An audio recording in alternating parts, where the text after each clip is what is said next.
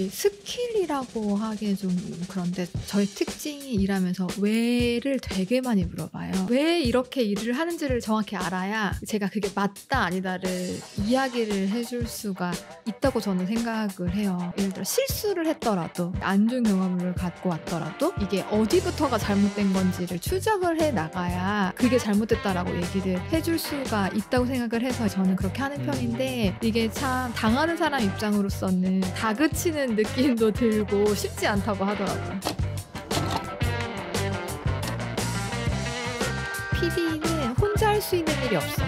다 결국에는 스텝이 하는 일이지 PD가 직접 하는 일은 거의 없거든요. 촬영이면 촬영 스텝하고 음향도 음향 감독님 계시고 글도 작가님이 쓰고 뭐 편집도 뭐 대부분 PD들이 직접 하지만 뭐 편집 기사나 편집 감독이 하는 경우도 있고 음악도 음악 감독이 넣고 효과음도 효과 감독이 넣고 이런 식으로 다 전문가들이 있기 때문에 사실은 PD가 하는 일은 그 사람들의 능력을 이렇게 빼내는 일 그거거든요. 그러려면 이제 말을 잘해야 되고 결국에는 이런 식으로 해달라라고 주문을 하는 역할이기 때문에 대부분의 시간을 스태프들과 회의하는 시간으로 보내고 그 외의 시간은 이제 완전히 편집실에 틀어박혀서 하루 종일 컴퓨터 앞에서 앉아서 하고. 정확한 커뮤니케이션이 참 중요할 것 같은데 PD 생활 하시면서 배웠던 커뮤니케이션 스킬이나 팁 같은 게 있을까요? 이게 스킬이라고 하기에 좀 그런데 저의 특징이 일하면서 왜를 되게 많이 물어봐요. 예를 들어서 음악을 음악 감독이 넣어주셨을 때 제가 생각하지 않은 음악일 경우도 굉장히 많거든요. 느낌이 전혀 다른 느낌일 때 그럴 때는 바로 이거 바꿔주세요 이런 PD도 있을 수 있겠지만 저는 주로 왜 이 음악을 넣으셨는지를 여쭤보는 편이에요. 그래서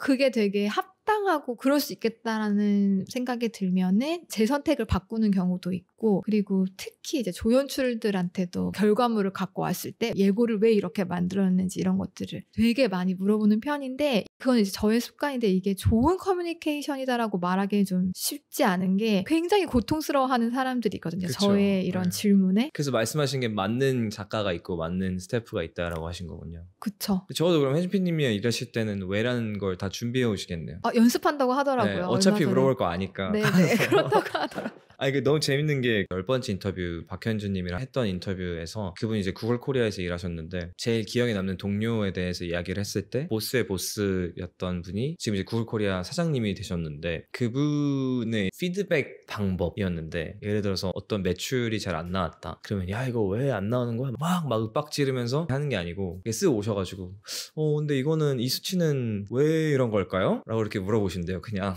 다들 생각을 안 해봤던 경우들도 너무 많고 왜 그랬는지 그 방식이 너무 좋았대요. 약간 본인들에게 물어보는 생각하게 만드는 게 너무 있었고 태도도 너무 여유롭게 아무 문제 없다는 듯이 이건 왜 이럴까요? 라고 물어보고 이유를 얘기를 하면 그런 게 있었군요. 제가 뭐 그거를 해소할 수 있게 도와줄 수 있는 게 뭐가 있을까요? 라고 물어보고 근데 그 커뮤니케이션 방식이 너무 제가 볼 때 약간 비슷해서 좀 웃었던 것 같아요. 얘기 들으면서 생각이 나가지고 왜 이렇게 일을 하는지를 정확히 알아야 제가 그게 맞다 아니다를 이야기를 해줄 수가 있다고 저는 생각을 해요. 예를 들어 실수를 했더라도 안 좋은 경험을 갖고 왔더라도 이게 어디부터가 잘못된 건지를 추적을 해 나가야 그게 잘못됐다라고 얘기를 해줄 수가 있다고 생각을 해서 저는 그렇게 하는 편인데 이게 참 당하는 사람 입장으로서는 다그치는 느낌도 들고 쉽지 않다고 하더라고요. 그쵸. 어떤 결과가 나왔는데 이게 어디까지가 의도된 거고 어디가 실수인지를 또 파악을 해야지 의도된 거였다면 이거는 내 의도와는 좀 다르다라는 걸 얘기를 할 수 있는 거고